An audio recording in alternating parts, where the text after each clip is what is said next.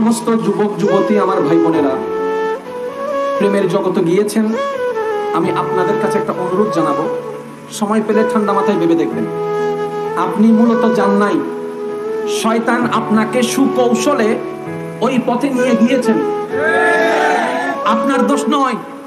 একটু ঠান্ডা মাথায় খেয়াল করে দেখেন, আপনি যখন প্রেমের প্রস্তাবে রাজি হন নাই, আপনার কাছের বন্ধু বান্ধবীরাই কিন্তু আপনাকে কোনো না কোনো ভাবে উৎসাহ দিয়েছে, কোনো না কোনো ভাবে আপনার ব্রেনকে ওয়াশ করেছে।